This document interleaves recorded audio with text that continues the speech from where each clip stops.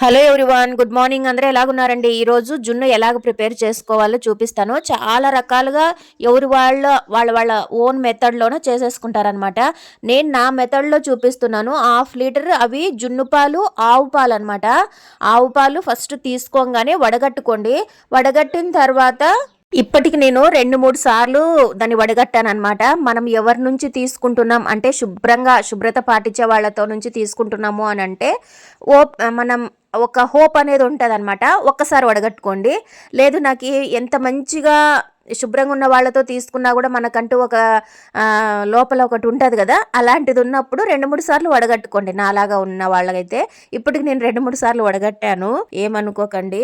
ఎంత క్లీన్‌గా మెయింటైన్ చేసి పాలు తీసే విధానం చేసినా గూడా మనము ఒకసారి స్ట్రెయిన్ చేసుకోవాలనమాట. ఎందుకంటే చిన్న చిన్న ఇది డస్ట్ అది ఉంటదనమాట. ఖచ్చితంగా అలాగా శుభ్రం చేసుకోండి.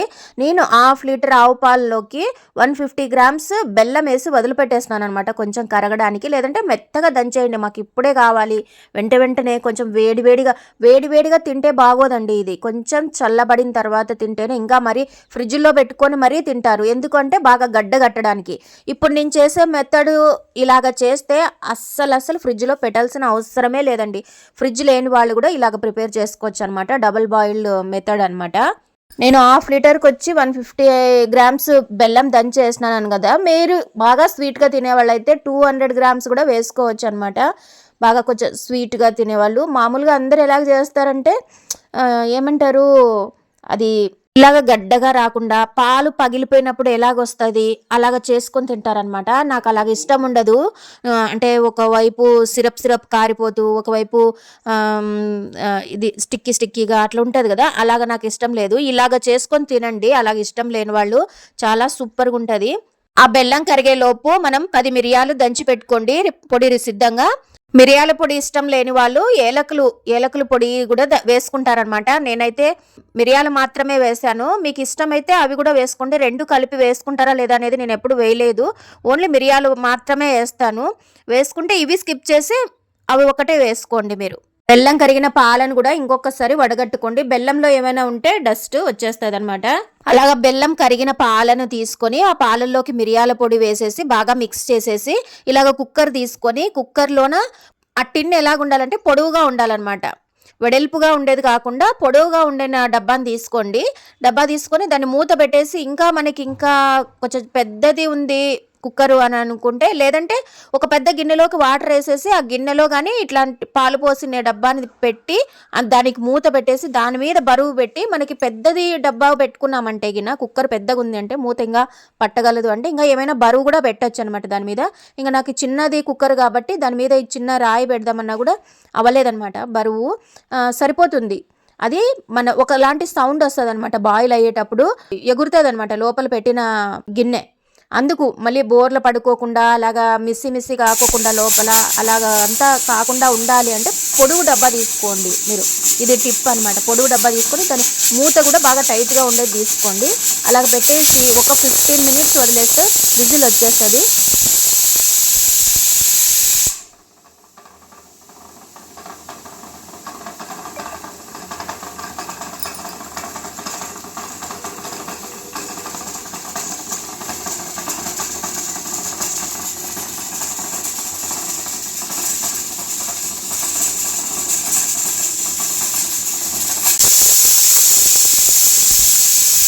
అలాగ వదిలేసిన తర్వాత కొంచెం దాంట్లో ఆవిరంతా వెళ్ళిపోయిన తర్వాత తీసేస్తే, ఇప్పుడు జున్నునే వేరే ఐటమ్స్ని జున్నుతో పోలుస్తాము. జున్నుని దేనితో పోల్చాలి నాకు అర్థం కావటం లేదనమాట.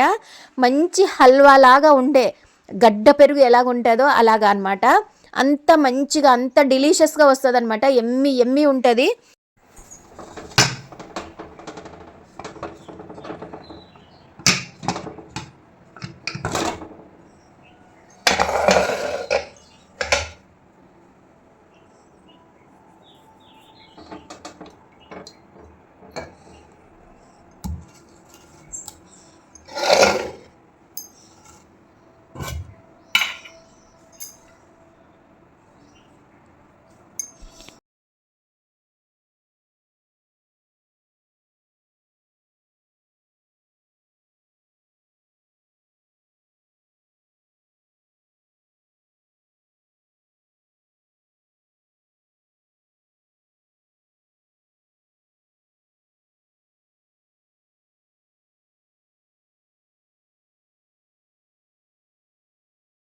చూస్తున్నారు కదా ఎంత ఎమ్మీగా ఉందో. ఇలాగా చేసి పెడితే పిల్లలు అస్సలు ఒక్క ముక్క మనకు కూడా ఉంచకుండా తినేస్తారు. లాస్ట్ టైం నాకు అసలు ఉంచకుండా తినేసినారనమాట. ఈసారన్నా దాచుకొని మళ్ళీ టేస్ట్ చేయాలి. జున్ను ప్రియులు, స్వీట్ ప్రియులు అయితే ఈ మెథడ్ లో చేసుకొని చూడండి, తప్పకుండా మీకు నచ్చుతుంది. ఈ వీడియో ఎలాగుందో కామెంట్ సెక్షన్ లో కమెంట్ చేయండి. ఛానల్ ని సబ్స్క్రైబ్ చేసి ఫాలో అవ్వడం అస్సలు మర్చిపోకండి. Thank you for watching. నమస్తే.